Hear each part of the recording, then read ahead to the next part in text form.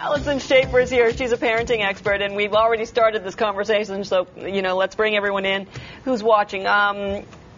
So some stats have come out. I think Angus Reid did this poll, that only 23% of parents take the time to discuss their children's goals and future career plans with them. Really? I know. That was absolutely shocking to me, yes. too. Exactly.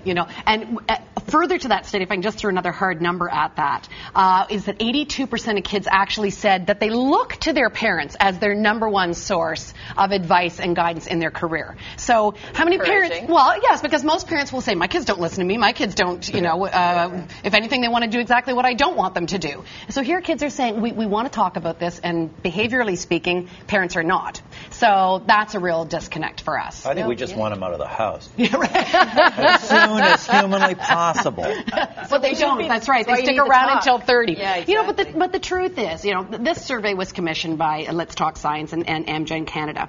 And the idea was what happens in early years really does sort of set up our interests for life. Mm-hmm. And me as a psychotherapist, I know working with people that if you can find an occupation in your preferred area of interest, you're going to be more passionate, you're going to enjoy it more, you're going to be more of a fulfilled person. But we're narrowing what kids are exposed to in education anymore. Mm-hmm. And so we have to, take on a new role as parents to actually think about exposing them to more things, get some of the, look for those strengths, help them break some of these myths that not everybody is the types of jobs that you see every day. Like they get teacher, lawyer, doctor, they see those people. I wish that I had more conversations like that. My parents were great and were very present in every way, but I, for some reason, still didn't realize that certain things were jobs. Right. Mm-hmm. Yeah, and so it's so key to watch what your kids are doing and then try to help them understand. Jobs, man.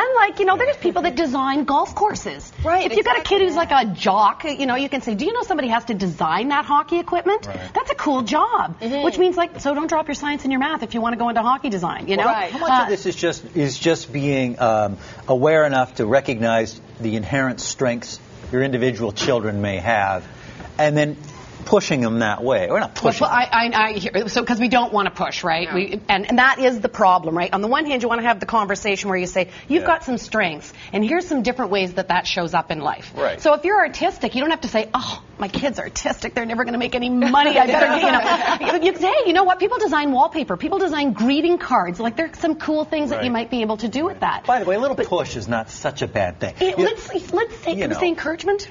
Okay, so push is a dirty word now. Well, because I want you to know that in the U.S., a lot of people hire a career coach for their kids prior to kindergarten. And they've got the entire education.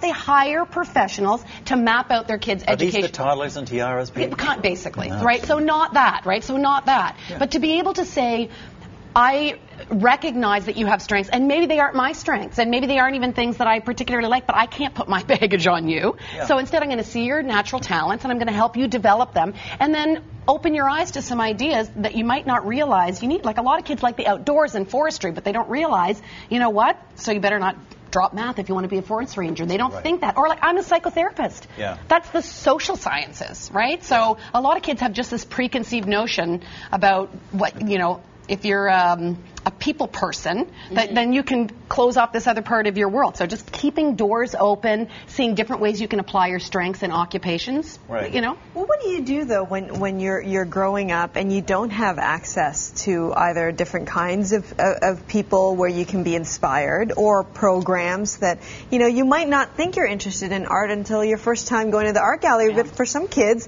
they don't go to the art gallery until they're in their late teens or early 20s. Well, see, that's where I think parents can step in. They can say, I'm not good at art, I'm not interested in art, so the chances are there's probably not going to be drawing pads around my house, but maybe I need to think about dropping in at, here in Toronto, they've got the clay room, for example. There's all kinds of great family outings that don't have to be enrolling in some expensive extracurricular, add more pressure, less time with the kids. We're talking about that, right? We don't even spend time sitting around with our kids anymore. But you can turn those things into fun family outings that have this exposure element to them. So, you know, just keep it broad, keep it general, because school is, you know, it's basically reading and math now. That's all. What if you're a parent and you see an inherent gift that your child has, but you really don't know what career options may be available for your child? What would you suggest in that case? You know what? That's a great question. It's as if we're going to need our own 1-800 counselor, you know, hotline. Yeah. Because I do think that at the high school level, the career counselors do have some ideas of different jobs, but basically it's a dig and find. You know, it is kind of every man for themselves, certainly in terms of the early years. We don't have guidance counselors in elementary school, right? So we really do have to do the research ourselves. But at what point are you thinking about this as a parent? At what age are you starting to think about this? Well, this is, we were just talking about, one more thing for parents to think about. Oh, we got to have the bullying talk and the education talk, you know. But because my kid is 5 and it does love art. Yeah. And he would be just drawing and creating all day if you let him. But he's 5. Which is great. So do I even start to think about that? Or do I just wait another few years and see what's... Again, because what we're finding is that early interests are a predictor for career options in the future. So just in your own mind, you might think, what are ways that creativity, artistic side comes out, but it comes out in a million sides. Like, business is very creative. Journalism is very creative. Like, there's a million things that are creative. Architecture is creative. He creates stuff, but then he always tries to charge me a nickel if I want it. And don't throw anything out. Did you just put a coffee on my drawing board? Every single thing that goes to recycling is all around my house. But then he's always like, I'm going to open a store and sell it. So I'm like, maybe you will be an artist that makes money. Exactly. Yeah. See, I think this is great. But here's the other question. When are parents pushing too hard? Pushing too hard is when you've got your own agenda. And really, right now, the number one problem in childhood, or the most diagnosed disorder in childhood, is anxiety and depression. Our kids are really stressed. So we don't really need to add more pressure. Really, what we need to do is take pressure off, which is why part of this message is, keep it a light conversation, but mostly it's about being expansive. You know, it's about keeping doors open. It's about not pressuring them to go down a set path. Now, peer influence, though, is key, though. Don't you think at a certain stage in a child's life, the parental thing is there, now it goes into the back corner, and now what their friends are doing becomes really, really important. And they're just as liable to take a cue from their friends as they are from a parent.